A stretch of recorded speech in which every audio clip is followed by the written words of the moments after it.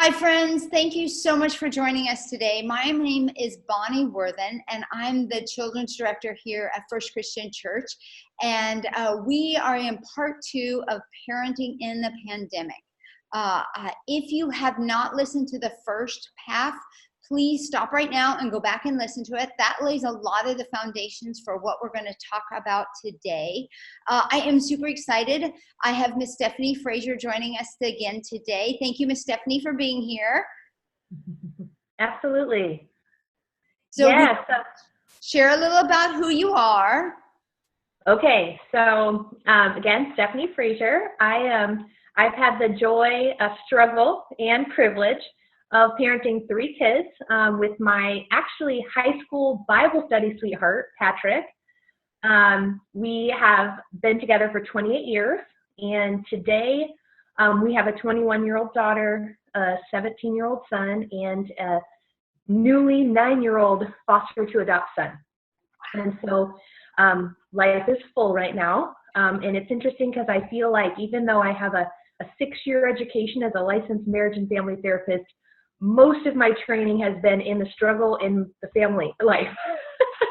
That's where most of my training has come from. But I love also my job as a therapist, and I've been able to be in practice for 16 years, and it's been a joy. So. Well, I appreciate it. Was so much fun to talk during part 1. And it was just wonderful laying the foundation, and I heard back from a lot of parents about that. Before we jump into all the tools, because I know you and I have discussed, and we have a lot to share with parents today, but I want to go back just a wee bit and talk about a few things. You had talked about perspective. So can you remind us about what the perspective as parents during this pandemic that we should have or strive for, I guess is the right term? Strive for is definitely a better way to put it. Yeah, as I mentioned to you even this morning, it was like, okay, am I going to do this homeschool in the moment in my strength, or am I going to pray for patience that can come from the Lord? Because in my own strength, I was very weak. But perspective is everything. Psalm 46:10 says, as I shared last time, our God says, calm down and learn that I am God.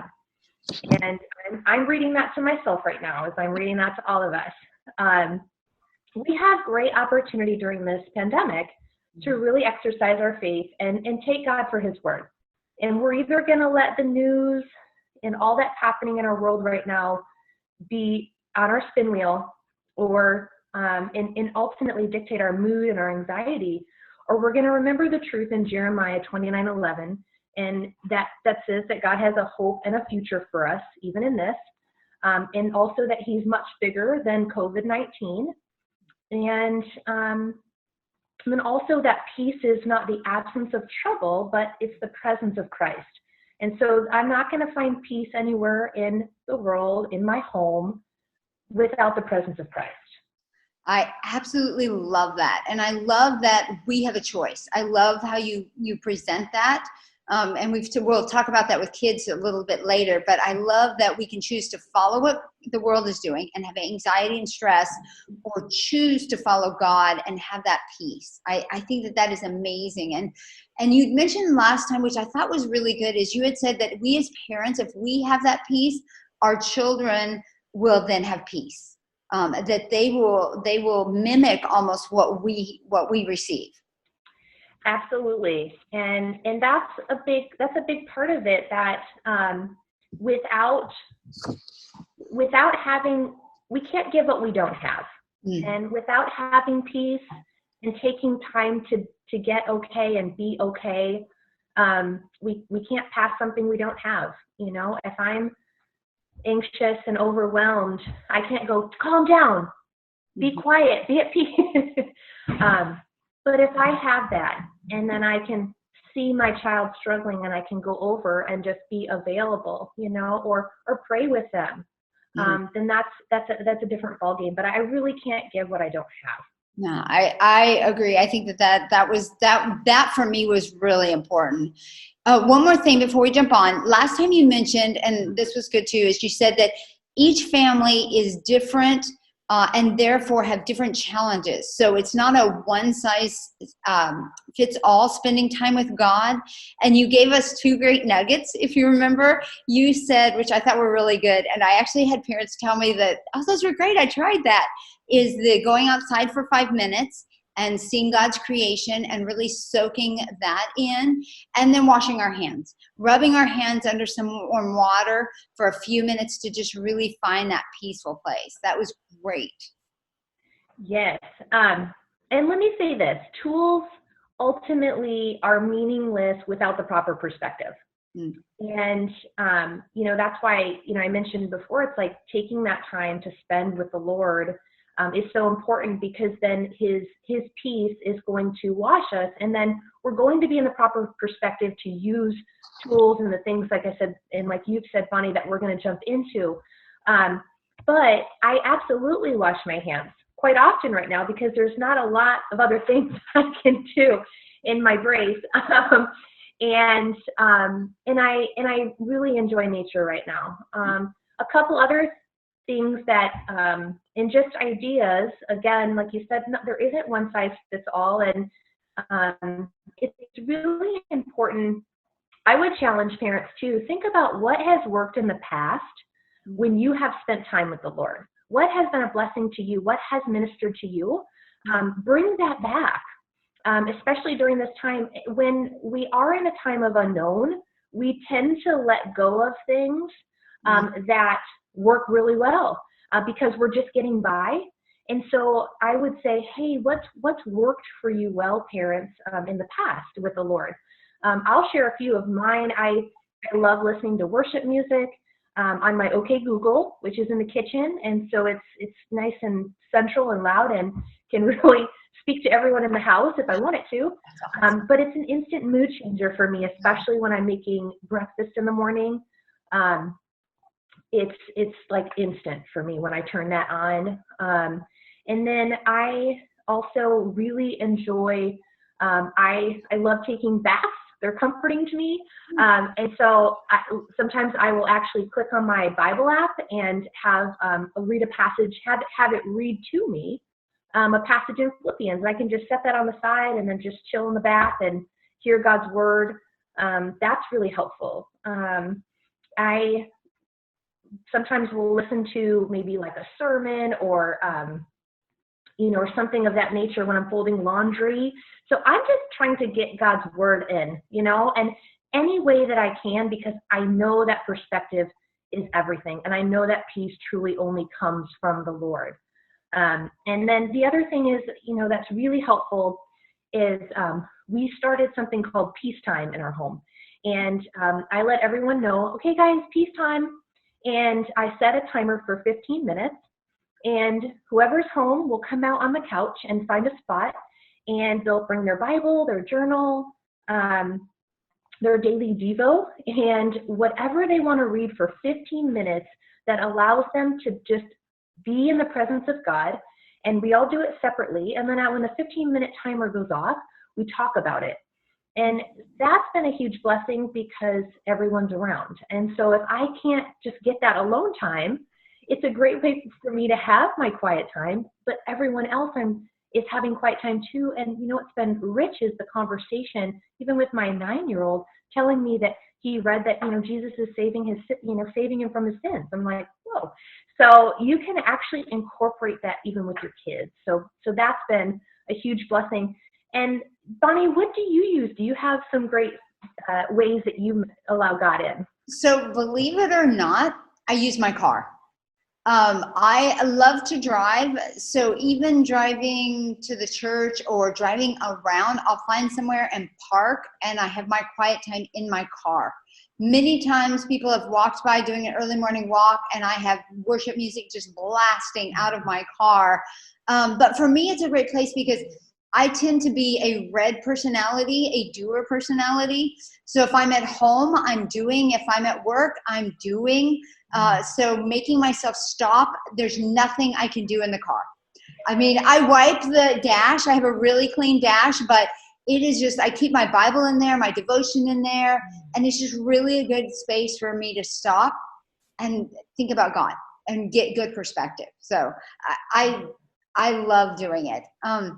All right, I am super excited because you and I have discussed, and you have some specific tools that I want to talk about today about structure, about routine, and also about some healthy boundaries, which I'm excited about.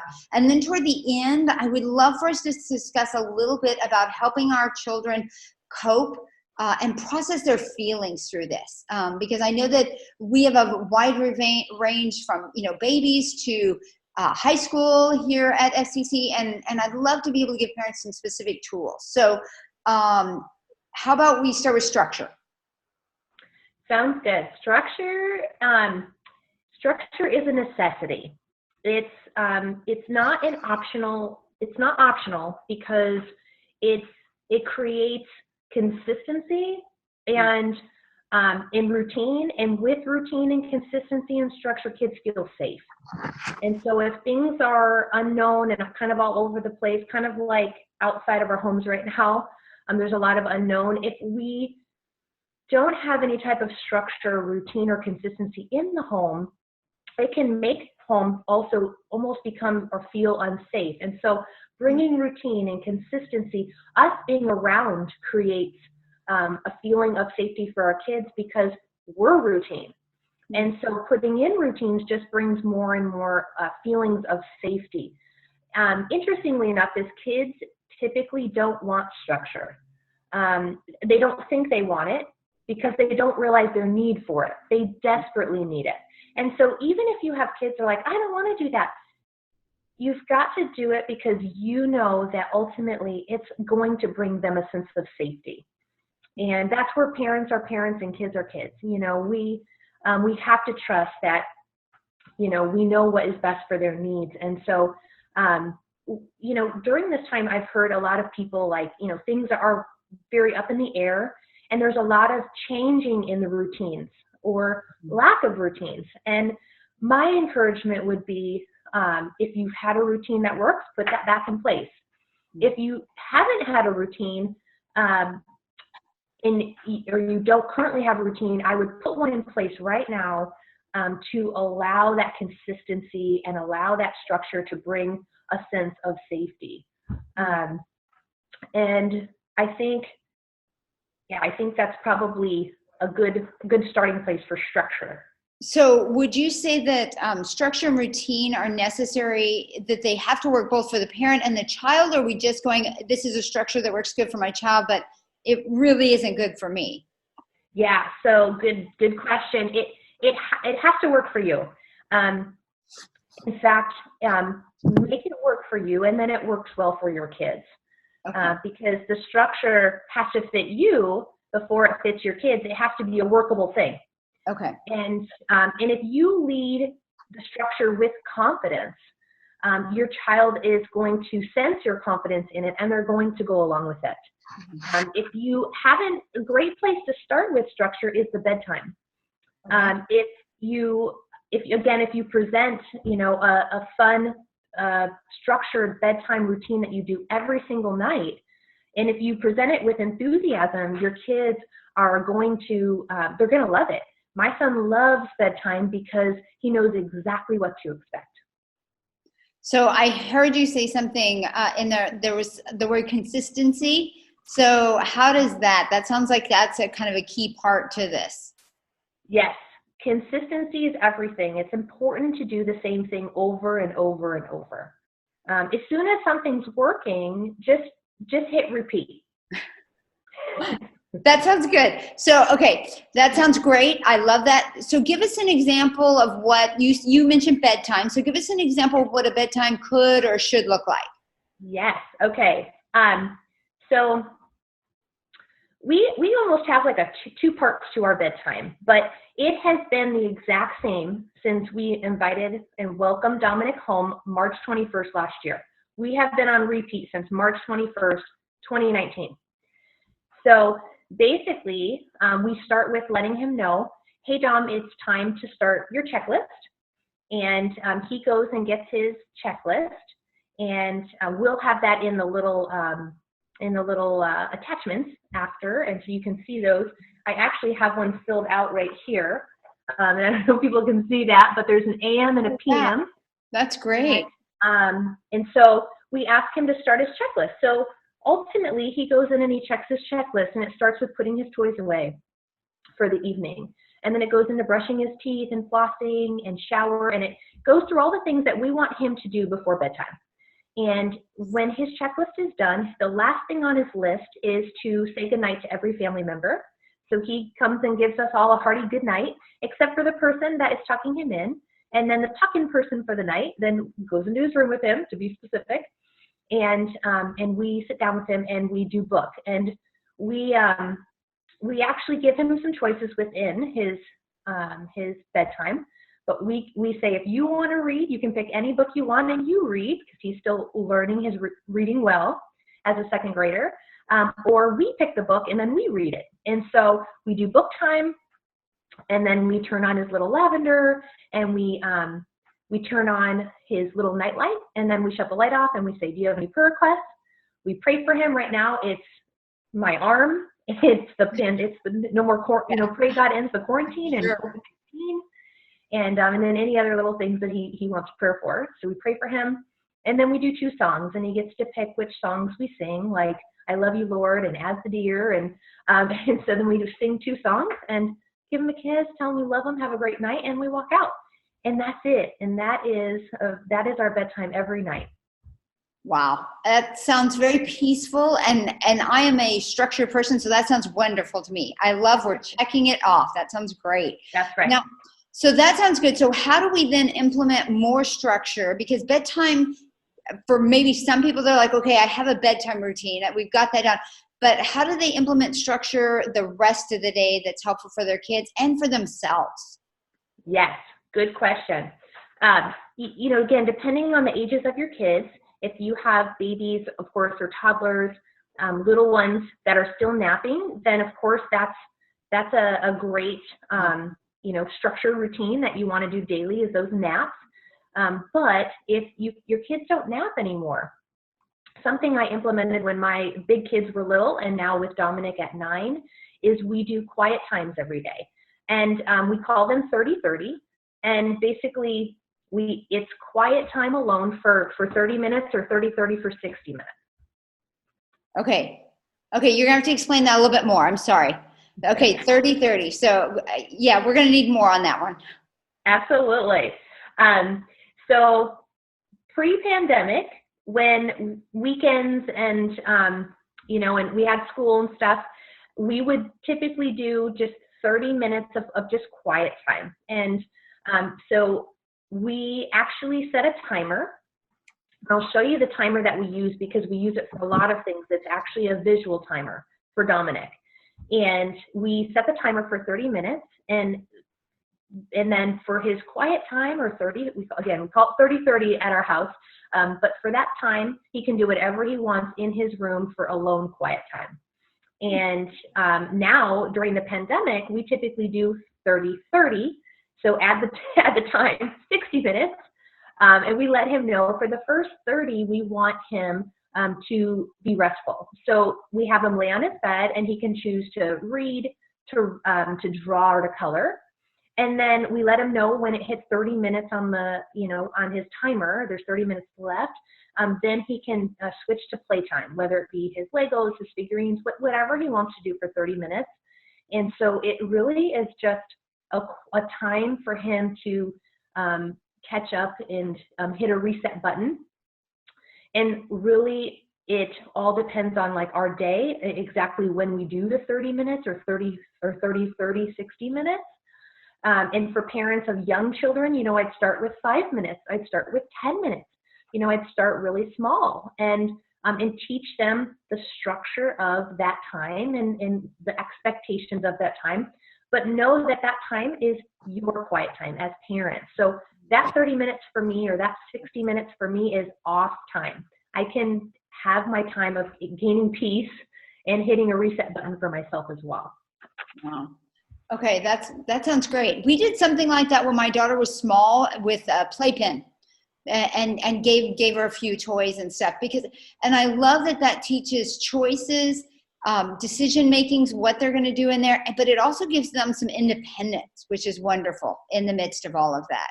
Yeah. So how would you suggest a parent implement this? It sounds good in theory and stuff, but how would you suggest they implement new structure in their day?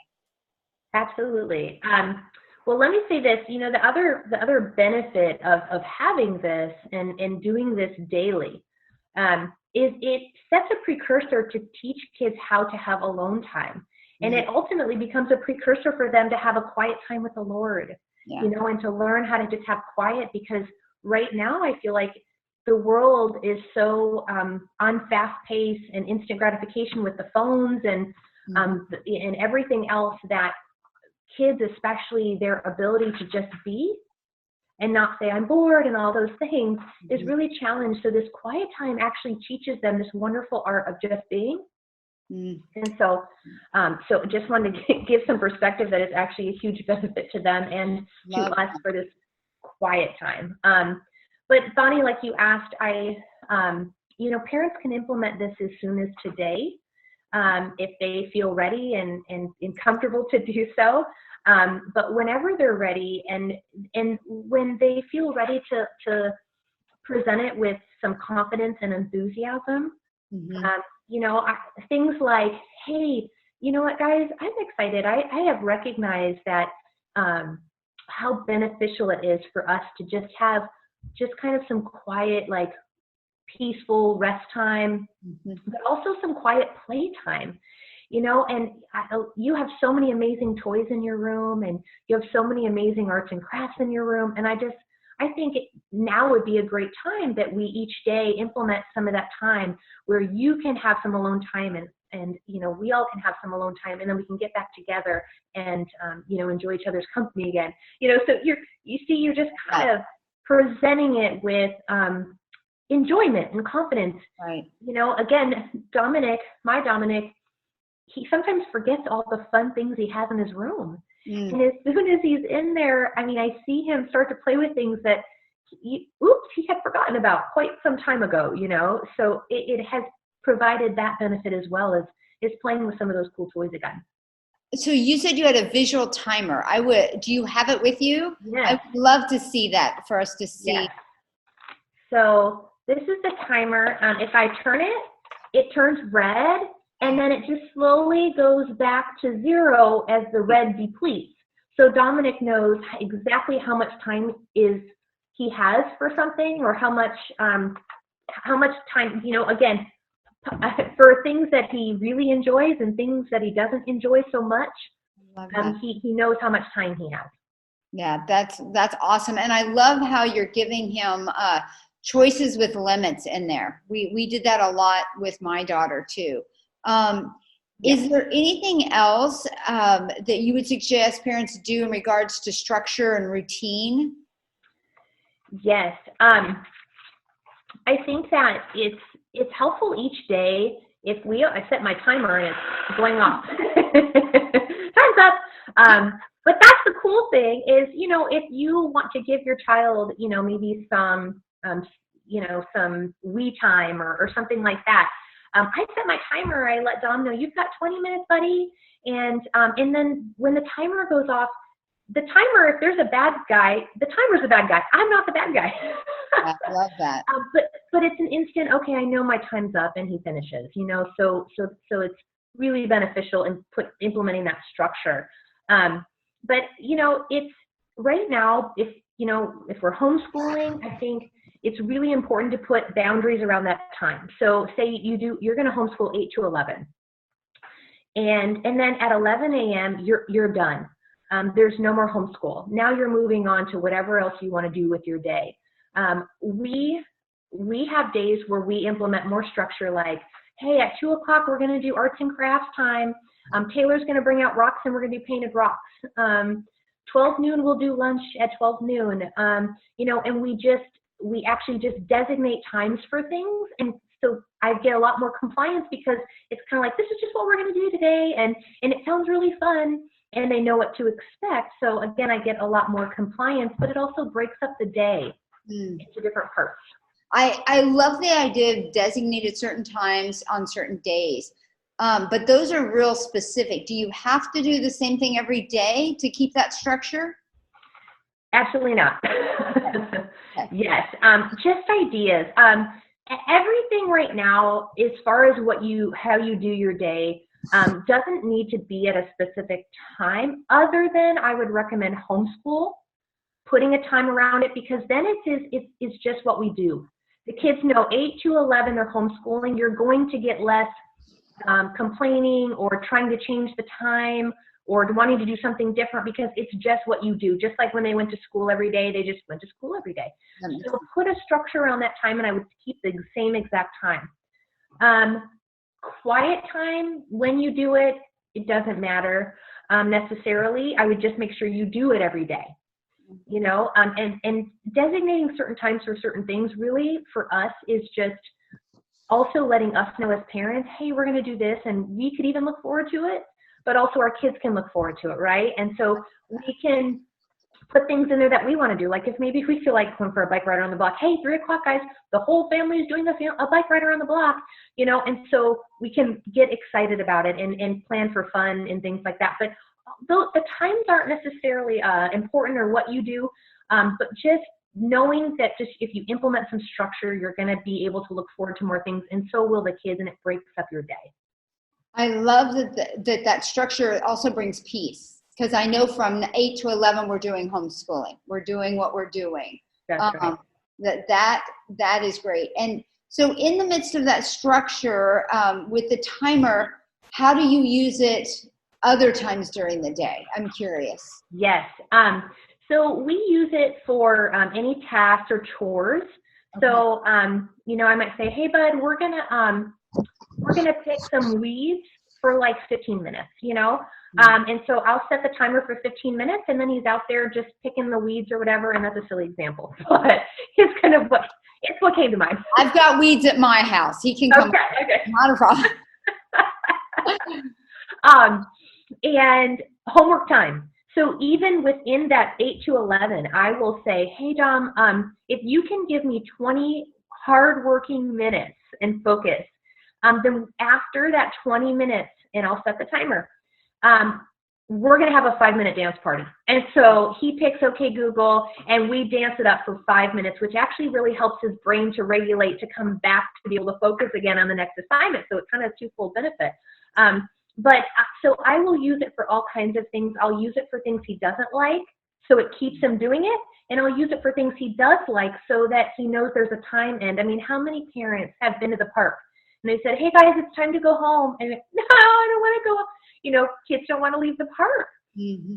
So the timer is a beautiful thing, because they can see how much time they have. And if I'm at the park and I brought my timer, I might say, hey, notice the timer, 5 minutes, hey, 2 minutes. And so it's just a reminder, but then they're just more prepared to be okay to leave. And that timer just puts the boundary. I so appreciate that it's such a positive, encouraging tool. And I think that you said earlier that it makes the timer the bad guy. Yeah. And that's true, that we set the time, this is what we're doing, and I love that. You've said something about having boundaries, and you've mentioned that. So can you talk, and actually before you talk about it, I think it would be good to define what boundaries are for us. Absolutely. Boundaries are like a property line with our neighbors. So if you picture your house and your neighbor's house, and the dividing line, if there's a fence there, you know where your yard ends and where your neighbor's begins, and your neighbors know where their yard ends and where your yard begins. And it's the same thing with boundaries. It's like where I end and where my husband begins, and so what I'm responsible for and what he is responsible for. And the less that we blur those, where the blaming, if we blame each other, boundaries allow us to know what we need to take responsibility for. So it's, again, where I end and where you begin. With our children, is we have boundaries with them and put in these routines and structures and use the timer and things like that. We're ultimately teaching them boundaries and just awareness of themselves, awareness of time. And we help them to take responsibility for themselves and also ultimately not to take responsibility for others. Yeah, go Okay, ahead. so by setting the routine and structure, it helps with the boundaries then, because everyone knows their place. Exactly. And Okay. everyone knows what they're responsible for, you know? So if Dominic has a checklist for things he needs to do before bedtime, he's responsible to get those things done.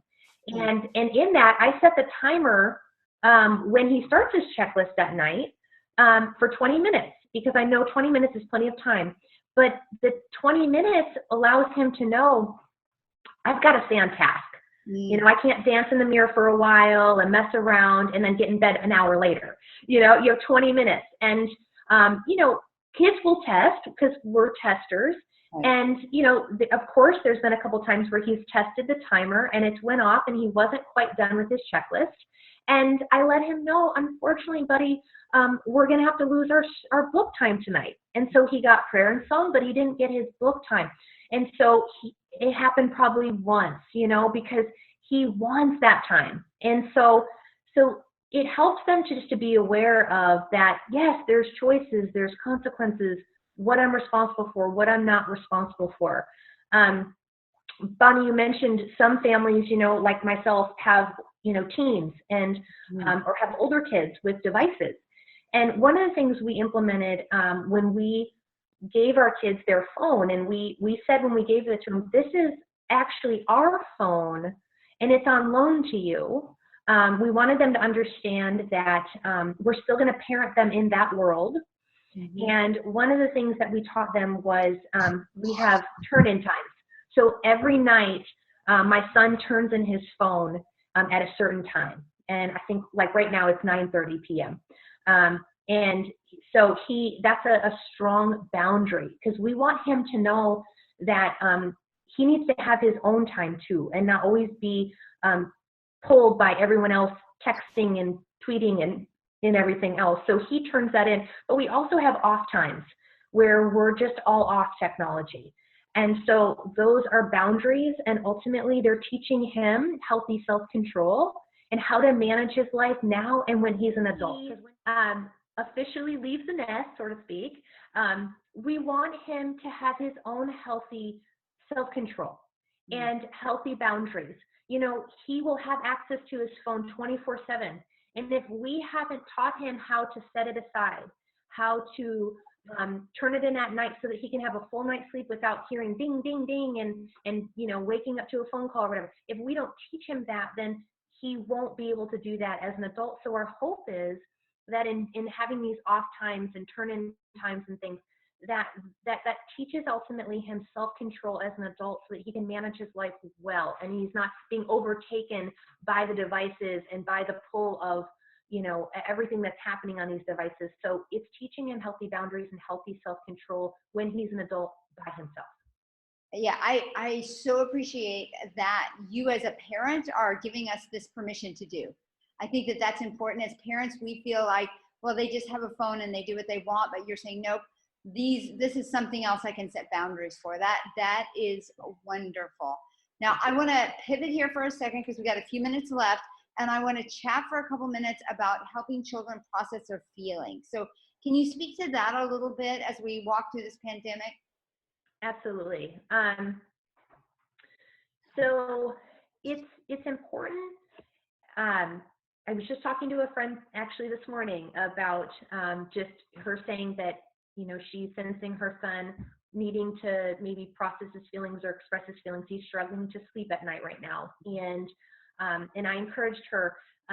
You're, Bonnie, going to put in the attachment of the Covey journal. And so one of the things, parents, that I have will be attached and that I've been using, it's a bunch of different exercises that we can walk through with our kids of any age. And there's a bunch, so it's not like do it all, but pick what works for you and pick what you feel comfortable with to do with your child. And they're just little exercises of like little faces, of naming feelings, and also it's just little little questions in kid terms about how they're feeling right now. My encouragement is that if you can get in a habit of a daily or every couple days just doing a check-in, then it just becomes a natural kind of thing for them, a normal kind of thing. And you can use one of those little tools, like I said, to bring you into that time. But some potential questions you can do is, how are you doing? How's your day? What's been awesome about today? Maybe what's been challenging about today? Is there anything I can help you with right now? And so those are just some kind of basic questions. And it's important to know that kids, the younger they are, and the less that there's plenty of kids that aren't going to be comfortable with questions like that or know how to answer them. And so the more indirect you are, maybe I used to often with my older kids when they were younger, especially like 12, 13, 14, we'd play cards. And that would be a time where they would just start talking. And, or I'd take the opportunity to say, hey, so what are you loving about school right now? Or how are your friends? But we're playing cards, so it's not as direct and intimidating. If I can encourage, I see this little moose and a little wolf. I wish I had two hands, but my other one's a little booked here. But I will actually, with Dominic, we'll be playing animals, and which he loves playing figurines, and I will say, hey, Wolf, how are you doing? Did you have a good day today? Wolf, tell me. And then Wolf sometimes will say, Moose, I'm struggling, or Moose, I didn't like not being able to play with my friends. And it sounds silly, but the kids feel so much more comfortable talking through the animals or talking through their dolls or whatever their favorite thing to do is right now. Use that, because then it's not so vulnerable and uncomfortable. And so that's a great way just to do like a check-in. I love that. My daughter, when she was little, we would go for walks. So, and it was great because we were beside each other. There wasn't that eye contact of how are you today, That's right.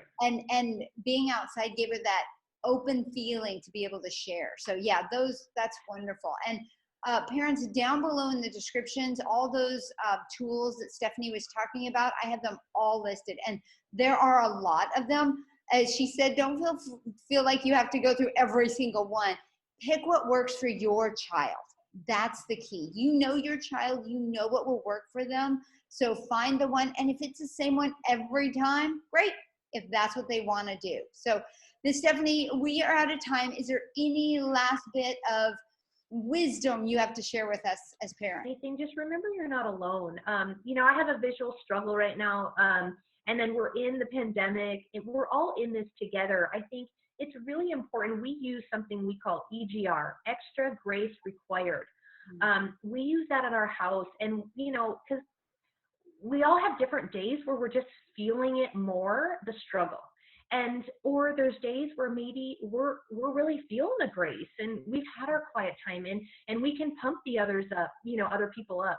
So my encouragement is just know that you're not alone. Definitely reach out to other people that are your safe people and that, can really encourage you and pray for you. But most importantly, know that peace really does come from the presence of God. And something I would love to leave you with that has daily can minister to me is Matthew 11:28 through 30 in the Message. The Message Bible has a beautiful version. And my encouragement, even as you're watching this, to just close your eyes and just listen to this for a second and just listen to what God has for you.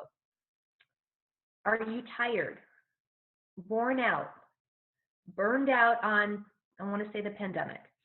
Come to me. Get away with me, and you will recover your life. I'll show you how to take a real rest.